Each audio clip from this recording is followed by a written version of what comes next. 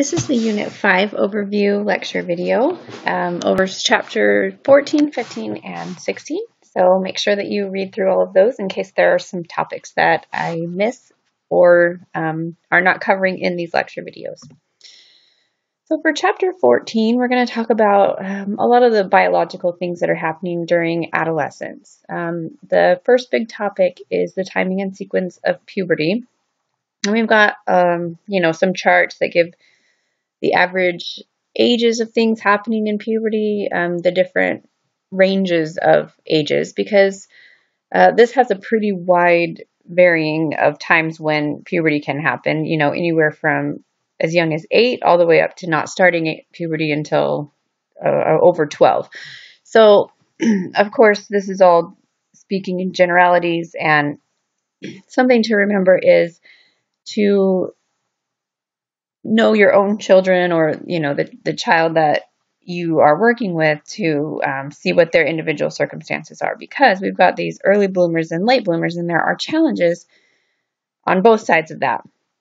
Early bloomers for girls have a lot more challenges because they stand out a lot more and they are susceptible to a lot more problems. These early bloomer girls sometimes get into relationships with older boys, which then causes all kinds of problems, and they're at higher risk for a lot of dangerous things like drug abuse and sexual abuse and things like that. So for girls, early bloomers have a little more risk factor, whereas for boys, early blooming is kind of seen as a good thing, and it helps give them that boost of confidence, and it makes them stronger and better at sports earlier than their peers and things like that.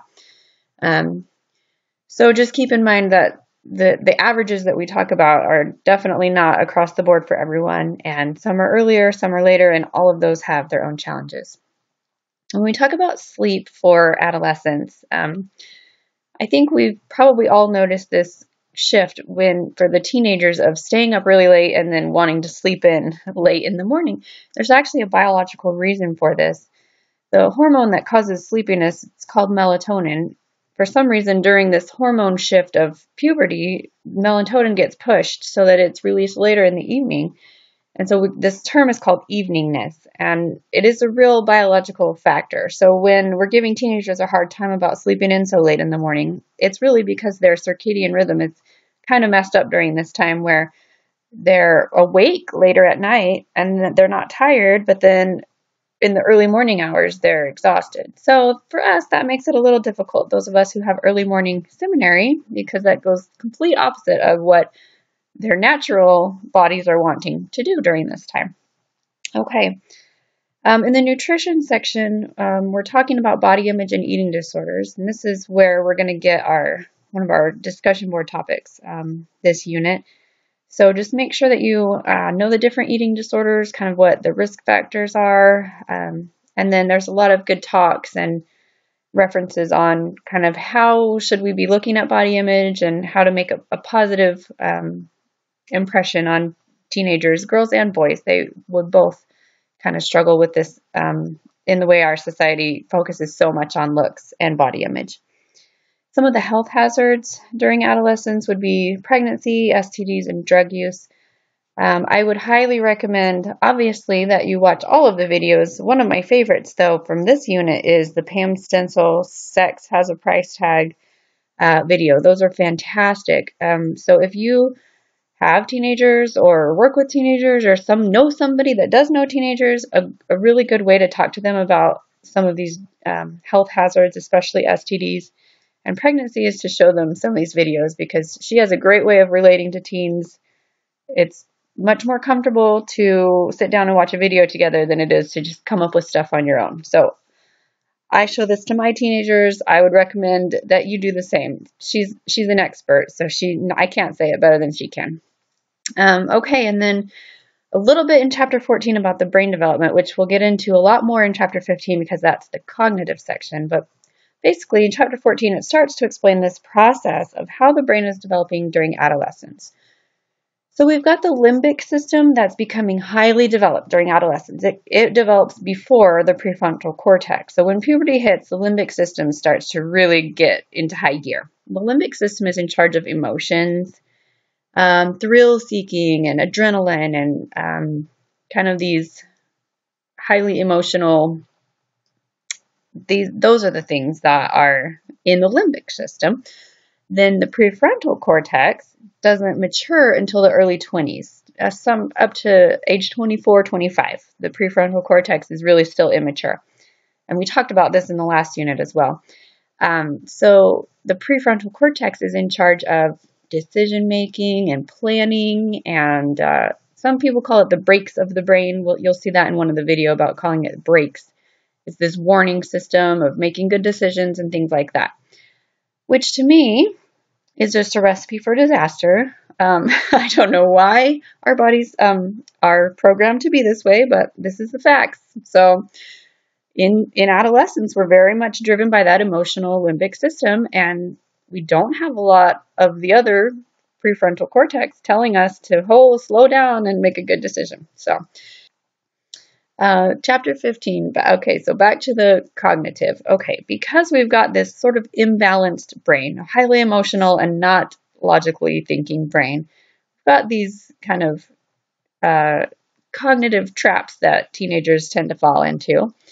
We slide back into egocentrism. So in the later childhood years, we really made some progress on not being egocentric, but in adolescence, we kind of slide back a little bit into that egocentric thinking due to this imbalance in the brain development.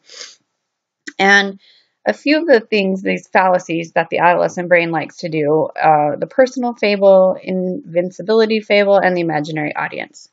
So for the personal fable, this is when every teenager thinks that they are the most special and unique and they're going to change the world type of thinking, which isn't necessarily all bad. We want our kids to dream big, so I wouldn't necessarily crush every time we see this personal fable come up. But when you think about it, every teenager thinks they're going to be the exception to the rule, basically. Oh, well, I'm the one that's going to make it in, whether it's sports or I'm going to be a movie star or I'm going to be, I'm going to win the lottery or whatever it is. They always think that they could be the one to make it big, whereas what tiny percentage of the world actually does do those things that they think that they'll be able to do. The invincibility fable is this idea that it won't happen to me. So they logically can think about all these risk factors of the things that, and the risk-taking types of things. They know that smoking causes lung cancer, and they know that you can get pregnant or get an STD if you have sex. But for whatever reason in their brain, they downplay those risks and they think it won't happen to me. So you'll see these videos of some teenage girls talking about teen pregnancy, and my heart kind of breaks for them because they really just didn't think it would happen to them. So they know logically what the risks are, but they really don't think that in their case that those risks are actually going to happen. And then the imaginary audience is this idea that everyone's always watching them. They're the center of attention. So they do not want to leave the house looking a certain way because they feel like everyone's going to be staring at them. It's a very self-conscious type of feeling in adolescence. As far as Piaget goes, they are in the formal operational thought stage. So this is this higher stage where now they can think about abstract ideas and hypothetical situations, and the brain has developed a whole lot more in that type of thinking so that they can understand, a lot of the schoolwork that high schoolers do is these crazy concepts that just, imaginary numbers and all the mathematic concepts and in talking about as we get up into calculus and some of those really more difficult classes, their brains can grasp these concepts now, whereas they could not just a few years before. And at around age 14, they become capable of deductive reasoning, which is taking some big abstract thought and then breaking it down into smaller steps and being able to come up with kind of a specific idea based on an abstract idea. So before that, children younger are usually only able of inductive reasoning, which is going from specific to a bigger thought. But at around age 14, we start to be able to flip that and do deductive reasoning, which is abstract thought and then turning it into something specific. So just because they are capable of this type of reasoning and thought doesn't mean they will always use it, which is the idea behind dual process thinking. So there's a question that asks, how are adolescents dual process thinkers? So basically our brains kind of have two networks of thinking, and one, the intuitive, is the emotional kind of gut reaction and things we do when we're feeling angry or sad, or these emotions kind of take over. This is just our intuition. And then the other network is the analytic, which is how we logically can make a decision. We can do the pros and cons. We can think about what would happen if I did this or that, and it's much more logical. So we've got these two processes. So they're dual process. The problem is in adolescence, they have a hard time working together. So usually adolescents are going to just pick one or the other. And most of the time it will be intuitive because, like we've said before, there's that imbalance in the prefrontal cortex is not really there yet. So they're most likely going to lean toward this intuitive side and without a lot of help from the analytic. So that's why it's called dual process. It's because the two sides don't work together very often. And then finally, in chapter 15, we talk about secondary education and some of the problems that we have in the school system the way it is now, how difficult the middle school years are for academics, because it's a huge jump to go from how things are set up in elementary school with one teacher and a smaller class and much more personal, attention and more hands-on and things like that. And then we jump to middle school where they're going to a bunch of different class periods with a bunch of different teachers, and there's not as much relationship between the teacher and the student. And then moving into high school, about all these high stakes tests and all the pressures that there are, and kind of how secondary education has some issues in our school system and maybe some ways to address those issues. In chapter 16, the main theme of chapter 16 is all about identity. So Erikson's stage of adolescent development was identity versus role confusion. So the idea of this stage is to achieve identity. So this first one we have here is identity achievement. This is the person knows who they are, they're confident in themselves, they know what they like, what they don't like, they know kind of what career path they want to go on, they have strong religious beliefs or political beliefs, things like that. Versus the opposite would be role confusion, which is not being sure of any of those things, not really knowing what you want to do with your life, not really knowing who you are or who you want to be. And not so much even just the not knowing, but not even caring to find out. So you'll see a video where the teenage boy is saying, I'm just a teenager, I don't need to worry about all of that. Like, he doesn't even care what his identity will be. He's not even trying to figure it out, basically. So that would be role confusion.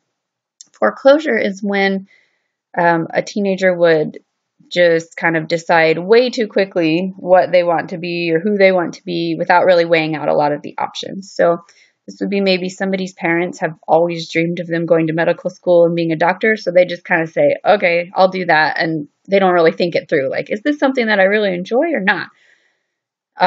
They can also foreclose on a negative identity.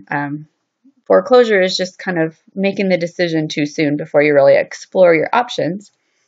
And then moratorium is a healthy way of exploring those options. So like going to college is a moratorium because you can try out different majors and you can take lots of different classes and you can join different clubs and kind of figure out what you like and what you don't like. So anybody that's going through role confusion, I would recommend a moratorium where they kind of have a break. They get a little break from having to be thrown into the real world responsibilities and being able to try out a lot of different things and figure out who they are or who they want to be. With parents of adolescents, we'll see that it's quite normal to have bickering over these kind of day-to-day, not really super important topics. The main idea behind this is this struggle for autonomy. So the parents have pretty much the whole life of the child been in control, been able to make a lot of the decisions, and the child just kind of had to do what the parents said because, they're not old enough to be able to do things by themselves. But as we get into adolescence and now, we're biologically and cognitively a lot more mature and able to start making our own decisions, then comes in this very tricky balance between parents and teenagers. And a lot of times it causes these little fights. Again, we'll go back to authoritative parenting, which, as we mentioned in the previous units, is the best option for parenting. So We want to be high on warmth and love and affection. We want to be close to our kids and have good relationships, but we also want to set high expectations within, the being reasonable and being able to consider circumstances and having lots of conversations. But we do want to set high standards and have some structure and make sure that, we're not just turning into neglectful or indulgent parents just because kids are older now. I think when we talk about closeness, one of the hardest things to do as the parent of an adolescent is to figure out that balance. You don't want to smother your kids. You want to give them their wings and let them have some independence, and because they need that. They really do need that autonomy to be able to be successful as adults. We've got to figure out ways to do that without losing that emotional connection and the relationship aspect of it. And it's definitely a tricky balance. So there are 4 kind of points that we want to make sure we're looking at in our parenting style of adolescence. Communication is the first one. So do we have open lines that the kids can come and talk to us and they feel comfortable talking to us, and we, on the other hand, are talking to them about things too. So lots of communication, being open and not feeling like I can't talk to my parents about anything because they'll just yell at me if I bring something up or, something like that. Then support is, am I there when they need me? So if something's going wrong, am I there to help? And vice versa, that we're supportive of each other. We're supporting the things that they want to do. We're giving them opportunities to be able to figure out their identity and who they want to be, and supporting them in that.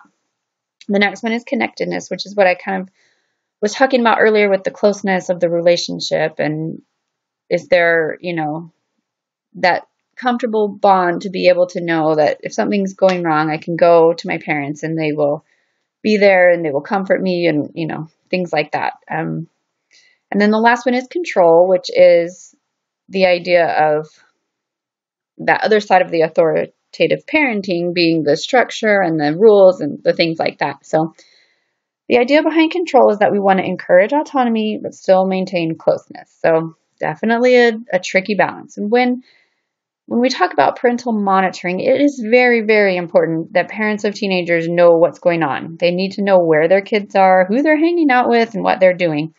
But this all needs to come from a place of warmth, that we are trying to build that connectedness and that support rather than suspicion or a place of harshness. So as we're monitoring our teens, we just need to keep this in mind, that it needs to come from a place of love and of building the relationship rather than not trusting or criticizing or being suspicious and things like that. So I definitely don't have all the answers, but these are just some good guidelines to kind of keep in mind. Every teenager is different, so there isn't one magic solution that will fix everything for every teenage problem, but these are some good guidelines to start with.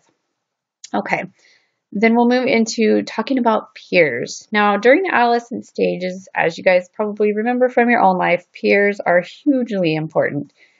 And they influence behavior, definitely, and it can be for good or for bad. We talk about peer pressure, which definitely goes on both sides. That there is a lot of negative peer pressure if the peers you're hanging out with are doing negative things, but there can also be positive peer pressure if your peers that you're hanging out with are doing good things. So there's a question about what were the cliques in your high school and how did they influence behavior.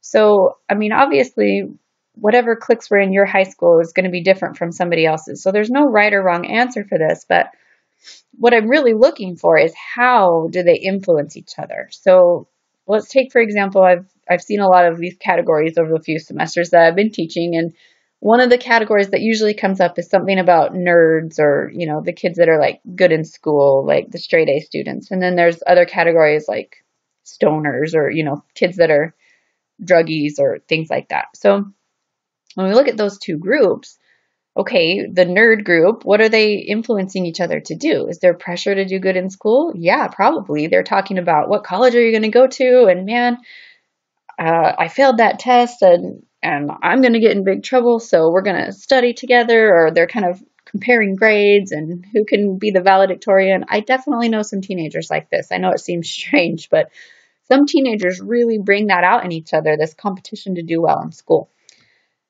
Then if you've got the druggie or stoner group, obviously, if one person has access to substances and then they pass it around to their friends and that's what they're doing on the weekends and they're influencing each other to participate in those activities. Whereas if they were hanging out with a different group of friends, they would be doing something completely different. So focus on how they influence behavior on that question.